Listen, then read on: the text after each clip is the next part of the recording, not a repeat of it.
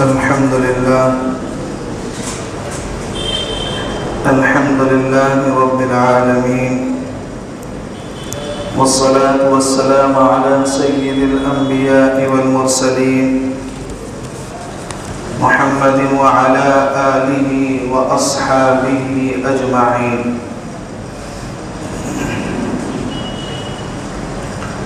قال الله تبارك وتعالى في القرآن الكريم: أعوذ بالله من الشيطان الرجيم، بسم الله الرحمن الرحيم. والعصر إن الإنسان لفي خسر إلا الذين آمنوا وعملوا الصالحات وتواصوا بالحق وتواصوا بالصبر. صدق الله العلي العظيم. محترم بزرگوں اور عزیز ساتھیوں، گزشتہ ہفتے یہ بات آپ حضرات کے سامنے بیان کی گئی کہ قیامت تک جتنے بھی فتنے اس امت کے اندر ظاہر ہوں گے، امام الانبیاء حضرت محمد مصطفیٰ صلی اللہ علیہ وسلم ان تمام کو آج سے 1450 سال پہلے صحابہ کے سامنے تفصیل سے بیان فرما کر چلے گئے.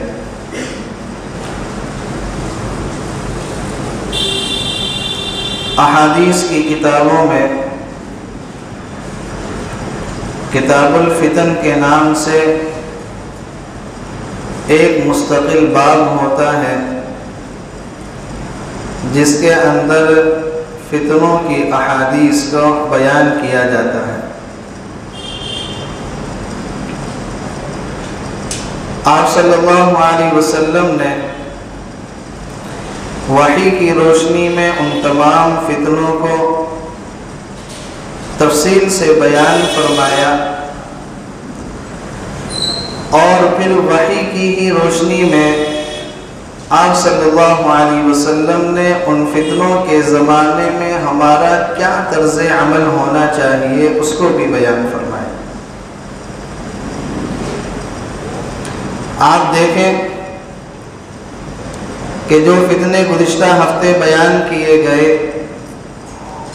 وہ آج کل کے زمانے میں بالکل حرف بحرف صادق آ رہے ہیں. پیغمبر علیہ السلام نے جو پیشین گوئیاں فرمائی تھیں وہ بالکل صحیح ثابت ہو رہی ہیں. اسی لیے آپ صلی اللہ علیہ وسلم نے فرمایا تھا کہ میں وہ چیز دیکھ رہا ہوں جو تم نہیں دیکھ رہے، کہ فتنے تمہارے گھروں میں اس انداز سے گر رہے ہیں جیسے بارش کے قطرے گرا کرتے ہیں، جیسے بارش کے قطرے تسلسل کے ساتھ میں لگاتار گرتے ہیں. آپ نے فرمایا کہ میں دیکھ رہا ہوں کہ تمہارے گھروں میں فتنے بھی اسی انداز سے داخل ہو رہے ہیں. چنانچہ پیغمبر علیہ السلام نے فتنوں کا ذکر کرتے ہوئے بیان فرمایا کہ اس زمانے میں لوگ نمازوں کو ضائع کریں گے اور امانتیں برباد ہوں گی. نمازوں کو ضائع کریں گے، یہ آپ کس وقت بیان کر رہے ہیں؟ صحابہ کے سامنے آپ بیان فرما رہے ہیں. حالانکہ اس زمانے میں حالت یہ تھی کہ جو منافقین ہوتے تھے وہ بھی جماعت نہیں چھوڑا کرتے تھے کہ کہیں ایسا نہ ہو کہ ہمارا نفاق لوگوں کے سامنے بالکل کھل کر سامنے آ جائے. جو بڑے بڑے منافقین تھے جن کی لسٹ اللہ کے نبی نے حضرت حذیفہ کے حوالے فرما دی تھی، وہ بھی نمازوں سے غافل نہیں ہوتے تھے، وہ بھی جماعت کی پابندی کرتے تھے کہ کہیں ہمارا نفاق سامنے نہ آ جائے. اور آپ صلی اللہ علیہ وسلم نے اس وقت بیان فرمایا کہ ایک وقت وہ آئے گا کہ لوگ نمازوں کو ضائع کریں گے، کہ مسجد کے دروازے کے سامنے کھڑے ہوئے ہوں گے مسجد کے آس پاس کے رہنے والے ہوں گے، مؤذن کی پکار اور اس کی صدا ان کے کانوں میں جائے گی، اس کے باوجود ان کو مسجد میں آنے کی توفیق نہیں ہوگی۔ فجر کے وقت میں جس وقت سارے عالم میں سناٹا پسرا ہوتا ہے، اس وقت ہر ایک کے کان میں مؤذن کی آواز پہنچتی ہے، اس کی صدا جاتی ہے، لیکن نیند کی وجہ سے اور سستی کی وجہ سے نماز کو ضائع کر دیا کرتے ہیں۔ آپ صلی اللہ علیہ وسلم نے فرمایا وہ وقت آئے گا کہ لوگ نمازوں کو ضائع کریں گے، اور نمازوں کو ضائع کرنا ان کے نزدیک کوئی گناہ نہیں ہوگا، کوئی اس کو بڑا کام نہیں سمجھیں گے، ایک ہلکی سی چیز سمجھ کر اس کو ضائع کر دیں گے کہ چلو بعد میں پڑھ لیں گے، دیکھا جائے گا۔ اور آپ نے فرمایا کہ امانتیں برباد ہوں گی۔ آج کے اس دور میں آپ کسی کے پاس امانت رکھ کر دیکھ لیجیے، آپ کو صحیح سالم مل نہیں سکتی۔ قرض بھی ایک امانت ہوتا ہے، آپ کسی کو کچھ پیسے قرض دیتے ہیں اس کو برتنے کے لیے، وہ بھی ایک امانت کی شکل ہوتی ہے، لیکن صحیح وقت پر آپ کو مل جائے ایسا ممکن نہیں۔ خوب آپ کے جوتے گھسوائے گا، خوب ٹال مٹول کرے گا۔ اسی لیے کہتے ہیں نا کہ اگر کسی آدمی کے گھر کے حالات دیکھنے ہوں اور جاننے ہوں، اس کو تھوڑا سا قرض دے کر دیکھو، پھر آپ کو سب باتیں بتائے گا۔ جب آپ اس سے قرض مانگو گے نا، پھر بتائے گا میں ایسے پریشان، میرے بیوی بچے ایسے پریشان، میرے ماں باپ ایسے پریشان، گھر میں یہ پریشانی، گھر میں یہ مصیبت، گھر میں یہ حالات، کاروبار میں یہ حالات، دکان پر یہ حالات، تجارت پر یہ حالات، ساری آپ کو تفصیل بتائے گا۔ اور قرض دینے کے بعد پھر آدمی یہ امید رکھے آج کل کے دور میں کہ مجھے وقت پر مل جائے گا، ایسا ممکن ہی نہیں ہے۔ بعض لوگ قرض لیتے ہی اس نیت سے ہیں کہ کون دینے کے لیے بیٹھا ہے، اور جب قرض مانگتے ہیں تو کہتے ہیں کہ تجھ سے لیا جا سکے تو لے لے، تیرے اندر دم ہے اور ہمت ہے تو لے کر دکھا دے۔ اس پر آدمی اس کو اللہ کا حوالہ دیتا ہے کہ کل قیامت میں یہ قرض اللہ کے سامنے تجھ سے وصول کریں گا، تو کیا کہتا ہے؟ کل کی کل دیکھے جائے گی، آج ہمت ہے تو لے کر دکھا دے، لے لینا، ہمت ہے تو وہیں لے لینا، اس وقت تو نہیں ہے، وہیں لے لینا، قیامت میں ہی لے لینا۔ تو آپ صلی اللہ علیہ وسلم نے کیا فرمایا کہ لوگ امانتوں کو برباد کریں گے، اور یہی ہے آج کل کے دور میں کہ صحیح سالم آپ کسی کے پاس کوئی چیز رکھ دیں، چیز کی شکل میں یا پیسوں کی شکل میں، آپ کو وہ واپس صحیح سالم نہیں مل سکتے۔ آپ صلی اللہ علیہ وسلم نے فرمایا کہ لوگ انسان کی جان کی کوئی حیثیت نہیں سمجھیں گے، لوگوں کی نگاہ میں انسانوں کی جانوں کی کوئی وقعت نہیں ہوگی۔ اور میں نے گزشتہ ہفتے کیا بیان کیا تھا، آپ صلی اللہ علیہ وسلم نے فرمایا نہ قاتل کو پتہ ہوگا کہ اس نے قتل کیوں کیا، اور نہ مقتول کو پتہ ہوگا کہ اسے قتل کیوں کیا گیا۔ فتنوں کے زمانے میں حالات یہ ہو جائیں گے، پیغمبر علیہ السلام نے فرمایا کہ قتل کرنے والوں کو بھی وہی وجہ پتہ کہ قتل کیوں کر رہا ہوں، اور جس بیچارے کو قتل کیا جا رہا ہے اس کو بھی نہیں پتہ کہ مجھے کس جرم میں مارا جا رہا ہے۔ آپ نے فرمایا کہ فتنوں کے زمانے میں ہوگا۔ ابھی 2 یا 3 یا 4 دن پہلے کشمیر کے اندر یہ جو حادثہ ہوا، یہ کیا ہوا؟ بیچارے مقتولوں کو پتہ نہیں کہ ہمیں کس جرم کی سزا دی جا رہی ہے، ہمیں کیوں مارا جا رہا ہے، حالانکہ یہ کام کروایا کس نے ہے اور اس سے فائدہ کس کو پہنچ رہا ہے، یہ بات روز روشن کی طرح بالکل عیاں ہے کہ کروانے والا کون ہے اور اس کے نتیجے میں فائدہ کس کو پہنچے گا، سب کو بالکل پتہ ہے۔ اسی لیے ڈاکٹر راحت اندوری نے کہا تھا، سرحدوں پر بہت تناؤ ہے کیا، ذرا پتہ تو کرو چناؤ ہے کیا۔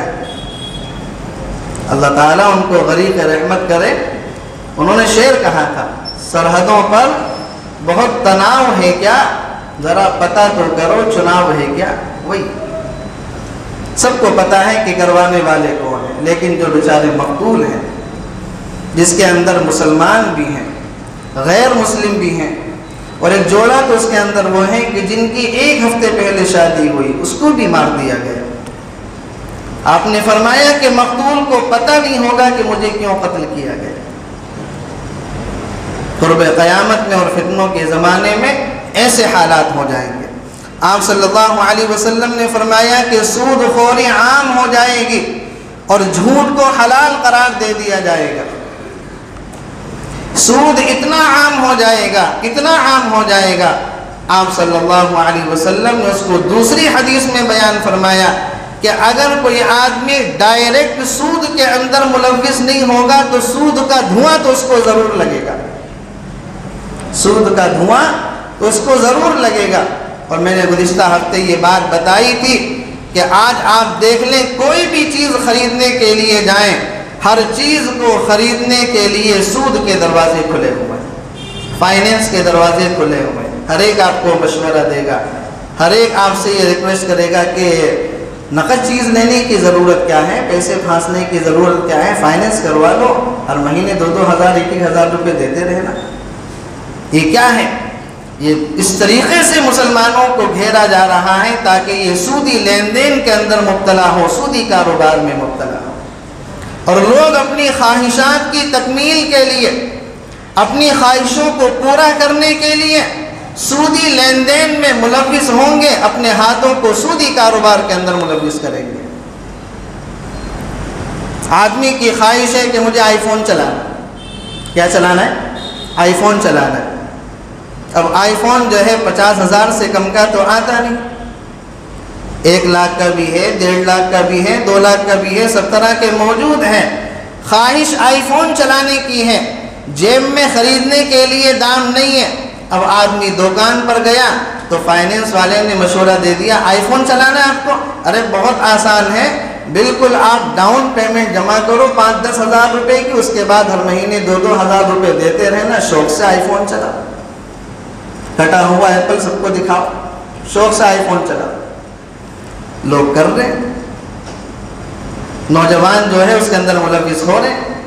یہ کیا ہے؟ اپنی خواہشات کی تکمیل کے لیے۔ آدمی کی خواہش ہے کہ گھر کے اندر اے سی ہونا چاہیے، اب جیب کے اندر دام نہیں ہے، دکان پر گیا، اس نے کہا کہ کوئی ضرورت نہیں ہے، اپنا آدھار کارڈ دو اور اپنی آئی ڈی دو اور اے سی لے کر جاؤ اور فائنینس کراؤ، ہر مہینے 2-2 ہزار روپے دینا، ہو گیا سود کے اندر ملوث۔ آپ صلی اللہ علیہ وسلم نے فرمایا کہ آپ صلی اللہ علیہ وسلم نے فرمایا کہ سود کا 1 روپیہ، سود کا 1 روپیہ گناہ میں اتنا خطرناک ہے، اتنا خطرناک ہے، ایسا ہی ہے جیسا کہ 36 مرتبہ اپنی ماں سے کوئی منہ کالا کرے۔ لیکن حالات یہ ہیں، کیفیات یہ ہیں کہ آدمی سود کو گناہ سمجھ ہی نہیں رہا، فائنینس والے اس کو الگ ہی پٹی پڑھا رہے کہ یہ گناہ ہی نہیں ہے، یہ تو بالکل جائز ہے، اس میں تو کوئی حرج نہیں ہے، اور آدمی کے اندر نہ تحقیق کرنے کا مزاج ہے، نہ پوچھنے کا مزاج ہے۔ تو آپ صلی اللہ علیہ وسلم نے فرمایا کہ سود خوری بالکل عام ہو جائے گی، اور آپ نے فرمایا کہ جھوٹ کو حلال قرار دے دیا جائے گا، جھوٹ کو کاروبار کرنے کی ٹرک قرار دے دیا جائے گا کہ اگر آپ کو کاروبار کرنا ہے تو جی جھوٹ تو آپ کو بولنا پڑے گا۔ دکاندار کیا کہتا ہے کہ جی بنا جھوٹ بولے تو ہم کام کر ہی نہیں سکتے، بنا جھوٹ بولے کاروبار کر ہی نہیں سکتے، حالانکہ یہ بالکل غلط ہے۔ پیغمبر علیہ السلام کی تجارت ہمارے لیے اسوہ حسنہ ہے، صحابہ کرام کی تجارت ہمارے لیے نمونہ ہے۔ صحابہ کرام میں آپ دیکھ لیں، حضرت ابو بکر صدیق رضی اللہ عنہ کی کپڑوں کی تجارت، حضرت عبد الرحمن بن عوف کتنے مالدار صحابی، حضرت عثمان غنی رضی اللہ عنہ کتنے مالدار صحابی، لیکن انہوں نے امت کو کر کے دکھایا کہ تجارت سچائی کے ساتھ بھی کی جا سکتی ہے، جھوٹ سے بچ کر بھی کی جا سکتی ہے۔ آج لوگوں کا یہ کہنا کہ بنا جھوٹ بولے کاروبار نہیں کر سکتے، یہ دقیانوسی ہے، ہو سکتا ہے لیکن ہم لوگوں نے اپنا مزاج ہی وہی بنا لیا۔ تو آپ صلی اللہ علیہ وسلم نے فرمایا کہ سود خوری عام ہوگی اور جھوٹ کو حلال قرار دے دیا جائے گا۔ پیغمبر علیہ السلام نے فرمایا کہ انصاف کمزور ہو جائے گا اور ظلم کا دور دورہ ہوگا۔ انصاف لوگ مانگیں گے، انصاف نہیں ملے گا، اور ہر طرف ظلم کا بازار گرم ہوگا۔ آج یہ بات بالکل روز روشن کی طرح آیا ہے کہ اس ملک کے اندر خاص طور سے ایک طبقے کو اور ایک مذہب کے ماننے والوں کو انصاف سے محروم کیا جا رہا ہے، ان کو انصاف سے محروم رکھا جا رہا ہے، اور ان کے اوپر ظلم و ستم کے پہاڑ توڑے جا رہے ہیں۔ آپ صلی اللہ علیہ وسلم نے فرمایا کہ طلاقوں کی کثرت ہوگی اور ناگہانی اموات بڑھ جائیں گی۔ طلاقوں کی کثرت ہوگی، لوگ طلاق دیں گے اور خوب دھڑلے سے طلاقیں دیں گے۔ رپورٹ یہ ہے، ہمارے دورے کے سال میں حضرت مولانا مفتی سید محمد سلمان صاحب منصور پوری دامت برکاتہم نے ہمیں یہ بتایا کہ دارالافتاء کے اندر حالات یہ ہیں کہ سب سے زیادہ جو مسائل پوچھے جاتے ہیں، سب سے زیادہ جس چیز کے بارے میں فتویٰ لیا جاتا ہے وہ طلاق کے بارے میں لیا جاتا ہے۔ یہی حالات دارالعلوم دیوبند کے تھے۔ حالانکہ امت کو پوچھنا چاہیے تھا میراث کے بارے میں کہ مفتی صاحب میری 2 بہنیں ہیں اور ہم 2 بھائی ہیں یا 3 بھائی ہیں، بتائیں یہ میراث اور یہ جائیداد اور یہ مکان اور یہ پیسہ ہمارے درمیان میں کیسے تقسیم ہوگا؟ یہ مسئلہ دارالافتاء کے اندر سب سے کم پوچھا جاتا ہے۔ سب سے کم جو شرح ہے مسائل کی وہ میراث کے مسائل کی ہے، اور سب سے زیادہ جو شرح ہے مسائل پوچھنے کی وہ طلاق کے مسائل کی ہے۔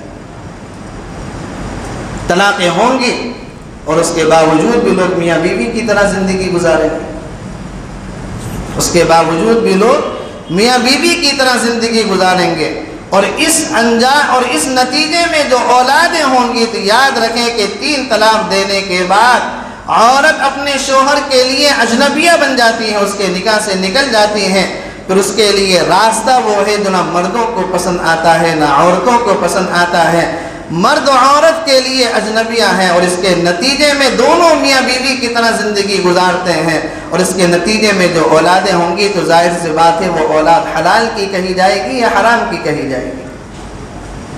ہو رہا ہے، خوب ہو رہا ہے۔ پیغمبر علیہ السلام نے فرمایا کہ حالات ایسے آئیں گے کہ طلاقوں کی کثرت بڑھے گی۔ آپ صلی اللہ علیہ وسلم نے فرمایا کہ ناگہانی اموات بڑھ جائیں گی، اچانک سے کسی کا انتقال ہو جائے گا، آدمی کہے گا کہ ارے ابھی تو میرے پاس بیٹھا تھا 5 منٹ پہلے اور گھر گیا پتہ چلا کہ ختم ہو گیا۔ ناگہانی اموات بڑھ جائیں گی، اچانک سے لوگوں کے کیا ہے انتقال ہوں گے۔ آپ صلی اللہ علیہ وسلم نے فرمایا لوگ ایک دوسرے پر جھوٹی تہمتیں بہت لگائیں گے، لوگ ایک دوسرے پر جھوٹی تہمتیں لگائیں گے، دلیل کسی کے پاس نہیں، ثبوت کسی کے پاس نہیں، لیکن تہمتیں لگائیں گے، اس نے اس کے ساتھ یہ کیا، اس نے اس کے ساتھ یہ کیا، فلاں نے ہم نے اس کو اس کے ساتھ دیکھا، ہم نے اس کو اس کے ساتھ دیکھا، نہ دلیل کسی کے پاس ہے نہ ثبوت کسی کے پاس ہے۔ قرآن کریم کے اندر اللہ رب العزت کا صاف اعلان ہے، اگر کوئی کسی پر تہمت لگائے اور دلیل اس کے پاس نہ ہو، ثبوت اس کے پاس نہ ہو، اس نے جھوٹی تہمت لگائی ہے، اس کی سزا یہ ہے کہ اس کو 80 کوڑے لگائے جائیں گے۔ اس کی سزا کیا ہے؟ 80 کوڑے لگائے جائیں گے۔ لیکن ہم لوگ اس بارے میں بہت غافل ہیں، کسی کے بارے میں کچھ بھی الٹ سلٹ بول دیا، کسی پر کچھ بھی تہمت لگا دی، کسی کی بیٹی کے بارے میں، کسی کی بہن کے بارے میں، کسی کے بچوں کے بارے میں، جو منہ میں آیا تہمت لگا دی، اپنا مفاد حاصل کرنے کے لیے، کوئی چیز کو حاصل کرنے کے لیے، لیکن اس کا انجام کیا ہوگا اس سے کسی کو کوئی سروکار نہیں۔ امام مالک رحمۃ اللہ علیہ کے زمانے میں ایک عورت تھی جو عورتوں کو غسل دیا کرتی تھی، تو ایک جگہ انتقال ہوا کسی عورت کا، تو وہ غسل دینے کے لیے گئی، اور جب وہ غسل دے رہی تھی اور اس کی ران پر اس کا ہاتھ تھا تو اس نے یہ کہا نہلانے والی نے کہ یہ تو زانیہ ہے۔ کیا کہا؟ زانیہ ہے۔ کتابوں میں لکھا ہے کہ اس نہلانے والی کا ہاتھ اس کی ران پر وہیں چپک گیا، فوراً اللہ رب العزت کی طرف سے پکڑ آ گئی، وہیں ہاتھ چپک گیا۔ چھٹانے کی لاکھ کوششیں کی لیکن چھٹنے کا نام نہیں۔ تو لوگوں میں مشورہ ہوا کہ بھئی اتنا ہاتھ کاٹ دیا جائے اس عورت کا تاکہ یہ مسئلہ تو نپٹے، تو اس کے گھر والے تیار نہیں ہوئے کہ جی ہم تو ہاتھ نہیں کٹوائیں گے۔ دوسری طرف یہ مشورہ ہوا کہ جس جگہ پر ہاتھ چپکا ہوا اتنا گوشت اتار دیا جائے تاکہ یہ بات تو ختم ہو، اس کو دفن تو کیا جائے۔ اس کے گھر والے تیار نہیں ہوئے۔ امام مالک رحمۃ اللہ علیہ اس زمانے کے اندر موجود تھے۔ امام مالک رحمۃ اللہ علیہ کے پاس مسئلہ گیا تو حضرت نے یہ پوچھوایا کہ اس عورت سے یہ پوچھو کہ تم نے جو اس کو زانیہ کہا ہے، تم نے جو اس پر تہمت لگائی ہے، تمہارے پاس اس کا کوئی ثبوت ہے، کوئی دلیل ہے تمہارے پاس؟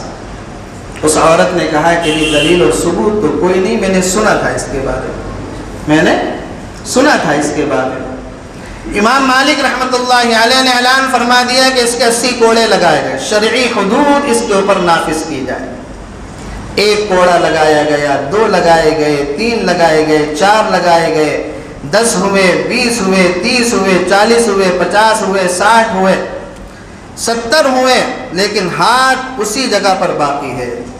جیسے ہی 80 نمبر کا کوڑا اس عورت کے لگا، ہاتھ اس کی جگہ سے ہٹ گیا۔ ہم لوگ اس بات میں بڑی غفلت برتتے ہیں، کسی کی بہن بیٹی پر، کسی کی اولاد پر کچھ بھی تہمت لگا دیتے ہیں اپنا مفاد حاصل کرنے کے لیے، اور دلیل اور ثبوت کسی کے پاس نہیں ہے، تو کل قیامت میں پھر اس کا انجام بھگتنے کے لیے تیار ہو جائے۔ آپ صلی اللہ علیہ وسلم نے فرمایا کہ قرب قیامت میں لوگ ایک دوسرے پر تہمتیں بہت زیادہ لگائیں گے، اس لیے اپنی زبان کا صحیح استعمال کریں۔ آپ صلی اللہ علیہ وسلم نے فرمایا امیر اور وزیر جھوٹے ہوں گے، اور امانت رکھنے والے خائن ہوں گے، اور قوم کے نمائندے ظالم ہوں گے۔ قوم کے نمائندے ظالم ہوں گے، جو حکومت میں ہوں گے، جو سلطنت میں ہوں گے، وہ لوگ ہوں گے جو جھوٹے تھے، خیانت کرنے والے تھے، اور کیا تھے، لوگوں پر ظلم کرنے والے تھے، وہ لوگ کیا ہے، حکومت کے اندر آ جائیں گے۔ آپ صلی اللہ علیہ وسلم نے فرمایا لوگ جانوروں کی کھالوں کا لباس پہنیں گے، اور ان کے دل مردار سے زیادہ بدبودار ہوں گے۔ جانوروں کے لباس کا، جانوروں کی کھالوں کا لباس پہنیں گے۔ یہ اس زمانے کے اندر تصور کرنا بڑا مشکل تھا، آج سے 1450 سال پہلے، کہ ایسا بھی دور آئے گا کہ لوگ لباس جو ہے وہ جانوروں کی کھالوں کا پہنیں گے۔ لیکن یہ آج کل کے زمانے میں ہو رہا ہے۔ ایسی جیکٹیں مارکیٹ کے اندر دستیاب ہیں جو جانوروں کی کھالوں سے تیار ہوتی ہیں۔ ہندوستان کے اندر ایک بہت بڑے امیر ہیں، تو ان کے لڑکے نے اپنی شادی میں ایک جیکٹ پہنی تھی مگرمچھ کی کھال کی۔ کس کو وہ نہیں پتا، جو لوگ سوشل میڈیا پر ہیں ان کو معلوم۔ مگرمچھ کی کھال کی وہ جیکٹ بنائی گئی تھی جو کئی لاکھ روپے میں تیار ہوئی تھی، اور یہ بات آپ صلی اللہ علیہ وسلم آج سے 1450 سال پہلے کہہ چکے ہیں کہ ایسا دور آئے گا کہ فتنوں کے زمانے میں لوگ جانوروں کی کھالوں کا لباس پہنیں گے۔ اور آپ نے اس کے ساتھ ساتھ میں فرمایا کہ لیکن ان کے دل مردار سے زیادہ بدبودار ہوں گے، ان کے دل مردار سے زیادہ بدبودار ہوں گے۔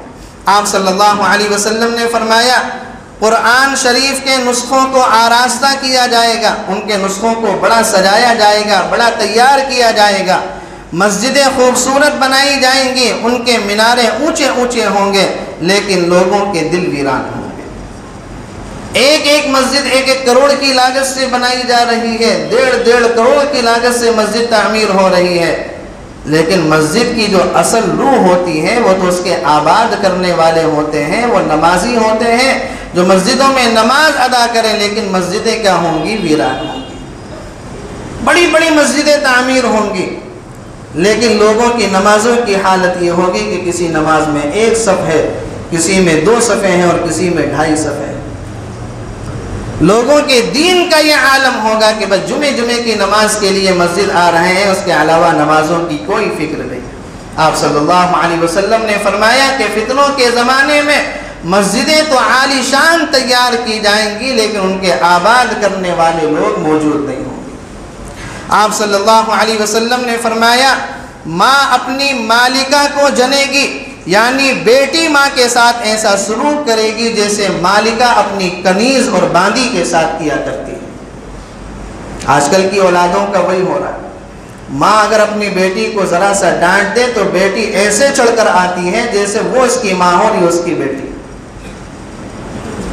ماں اگر بیٹی کو کسی غلط کام کرنے سے روکے، اس پر روک ٹوک کرے، موبائل کا بیجا استعمال کرنے سے منع کرے، تو لڑکی اپنی ماں پر ایسا سینہ سپر ہوتی ہے، اس پر ایسا چیختی چلاتی ہے جیسے کہ ماں نے اس کو نہیں جنا بلکہ اس نے اپنی ماں کو جنا ہو۔ یہ حالات آج کل کے گھروں میں ہیں یا نہیں؟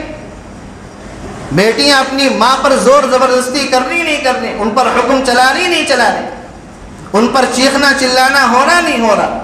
آپ صلی اللہ علیہ وسلم نے فرمایا کہ فتنوں کے زمانے میں یہی کیفیت ہوگی کہ ایسا ہوگا کہ جیسے ماں نے اپنی مالکہ کو جلا ہو، بیٹی اپنی ماں پر ایسے حکومت کرے گی۔ آپ صلی اللہ علیہ وسلم نے فرمایا جو لوگ ننگے پاؤں ننگے بدن پھرتے تھے وہ حکومتوں کے سربراہ بن جائیں گے۔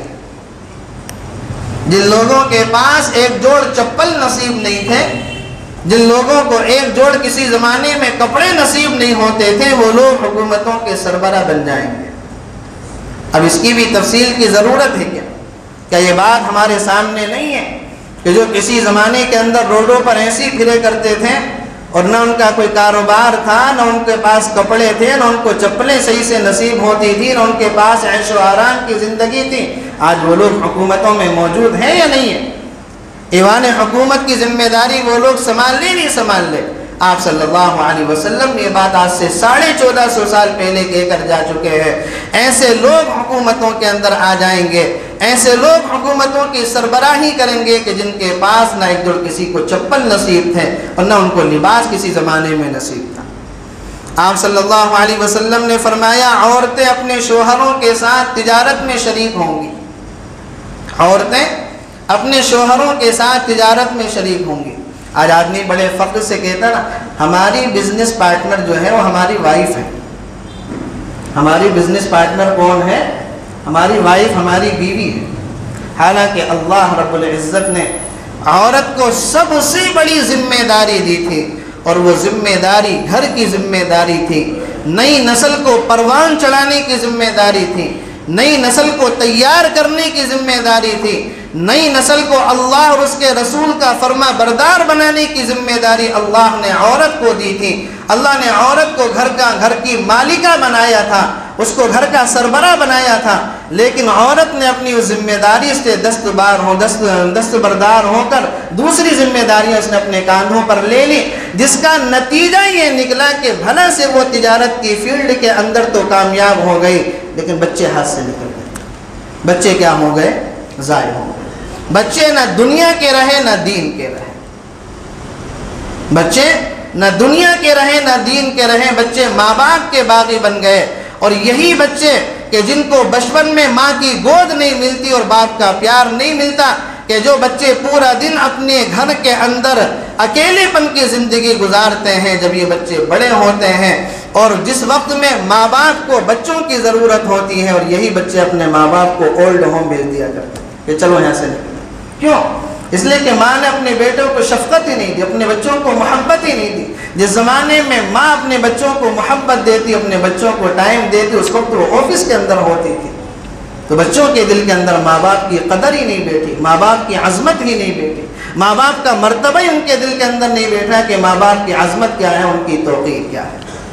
آپ صلی اللہ علیہ وسلم نے فرمایا کہ ایسا زمانہ آئے گا کہ عورتیں اپنے شوہروں کے ساتھ تجارت میں شریک ہوں گی۔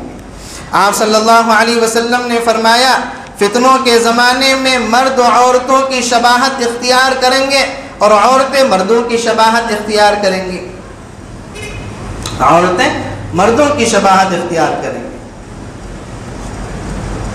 آج کل دیکھیں آپ کیا ہو رہا ہے، مرد عورتوں والے کپڑے پہن رہے ہیں، عورتیں مردوں والے کپڑے پہن رہے ہیں، مرد عورتوں والے بال رکھ رہے ہیں اور عورتیں مردوں والے ہیپی کٹ بال رکھ رہے ہیں۔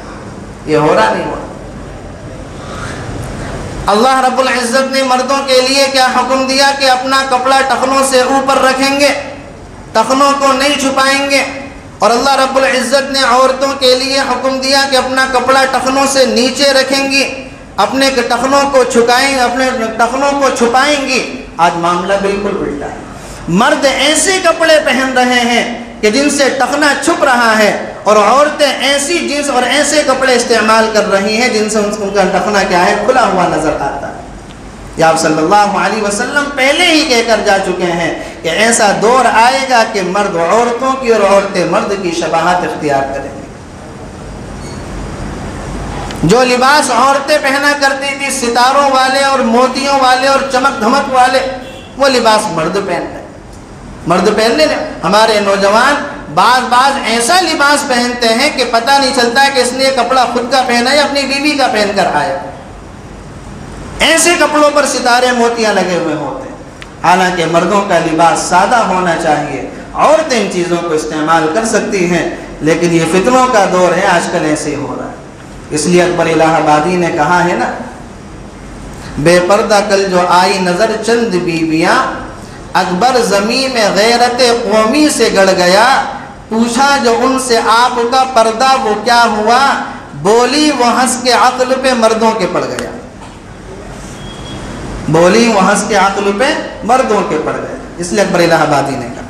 تو آپ صلی اللہ علیہ وسلم نے فرمایا کہ مرد عورتوں کی شباہت اختیار کریں گے اور عورتیں مردوں کی شباہت اختیار کریں گے۔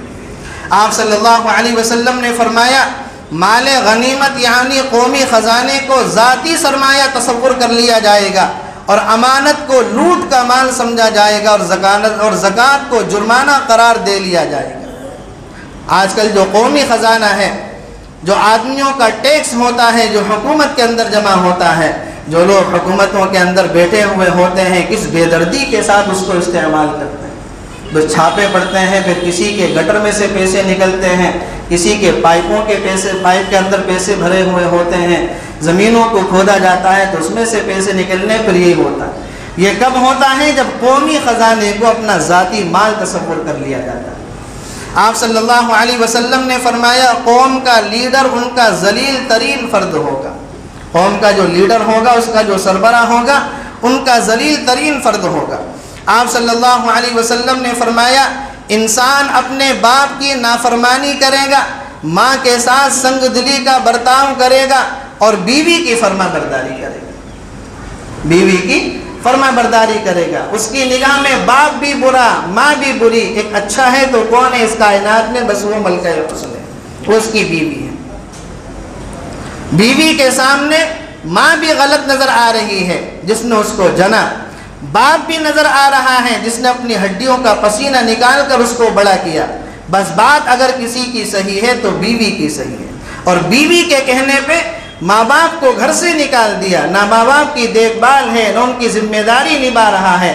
آپ صلی اللہ علیہ وسلم نے فرمایا کہ یہ زمانہ آئے گا کہ جب آدمی ماں باپ کی نافرمانی کرے گا اور بیوی کی فرما برداری کرے گا۔ آپ صلی اللہ علیہ وسلم نے فرمایا مسجدوں میں بدکاروں کی آوازیں بلند ہوں گی، جو لوگ گنہگار ہوں گے، بدکار ہوں گے، ان کی آوازیں مسجدوں میں بلند ہوں گی۔ آپ صلی اللہ علیہ وسلم نے فرمایا گانے بجانے کے آلات سنبھال کر رکھے جائیں گے۔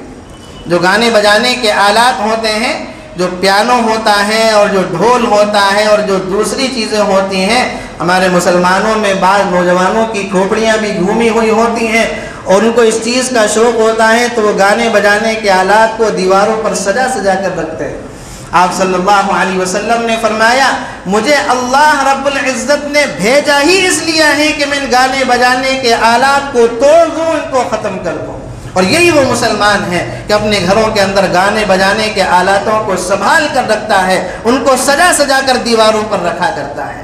آپ صلی اللہ علیہ وسلم نے فرمایا قرب قیامت میں اور فتنے کے دور میں ایسے حالات آئیں گے کہ لوگ گانے بجانے کے آلات کو سجا سجا کر رکھیں گے، سنبھال کر رکھیں گے۔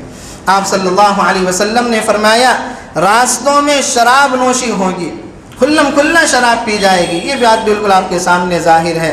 آپ نے فرمایا کہ عدالتی فیصلوں کی خرید و فروخت ہوگی، عدالتی فیصلوں کی خرید و فروخت ہوگی، یہ فیصلہ ہمارے حق میں کر دیجئے، آپ کو راجیہ سبھا کا ممبر بنا دیا جائے گا۔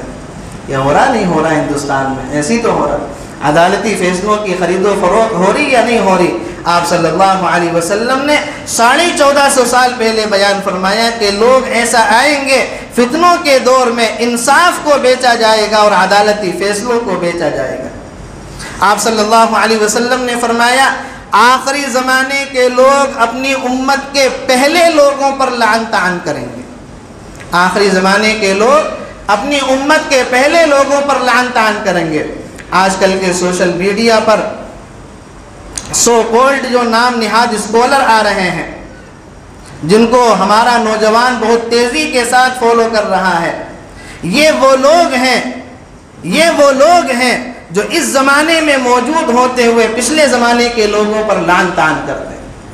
تابعین ان کی نگاہ میں برے، تابعین کی زندگیوں میں کیڑے نکال رہے ہیں، صحابہ کے اندر کیڑے نکال رہے ہیں، اولیاء اللہ کی زندگیوں میں کیڑے نکال رہے ہیں۔ آپ صلی اللہ علیہ وسلم نے فرمایا قرب قیامت میں فتنوں کے زمانے میں ایسے لوگ دنیا میں موجود ہوں گے جو پہلے زمانے کے لوگوں پر کیا کریں گے؟ لعن طعن کریں گے، ان کے خلاف اپنی زبانوں کو چلائیں گے۔ اور ایسے نام نہاد اسکالر سوشل میڈیا پر بہت سارے موجود ہیں جو بڑے بڑے ائمہ کو، بڑے بڑے اولیاء اللہ کو، بڑے بڑے صحابہ پر کیا ہے انگلیاں اٹھاتے ہیں، ان کی عزتوں پر کیا ہے حملے کیا کرتے ہیں۔ پیغمبر علیہ السلام نے اس چیز کو پسند نہیں فرمایا۔ تو یہ فتنوں کی چند باتیں تھی جو حضرات کے سامنے بیان کی، ابھی اور بھی وہ لسٹ کیا ہے موجود ہے۔ کہنے کا مقصد یہ ہے کہ پیغمبر علیہ السلام نے جو اس چیز کو اتنی تفصیل سے بیان فرمایا، آج آپ یہ دیکھیں کہ ساری کی ساری چیزیں ہمارے سامنے بالکل روزے روشن کی طرح آیا ہے۔ تو اس چیز سے بچنے کی کوشش کریں۔ آپ صلی اللہ علیہ وسلم نے جو فتنے بیان فرمائے ہیں، اللہ رب العزت سے دعا ہے کہ کہنے سننے سے زیادہ عمل کرنے کی توفیق نصیب فرمائے، اور آپ نے جو فتنے بیان فرمائے ان تمام فتنوں سے ہماری بھی اور ہماری نسلوں کی بھی حفاظت فرمائے۔ وآخر دعوانا الحمدللہ رب العالمین۔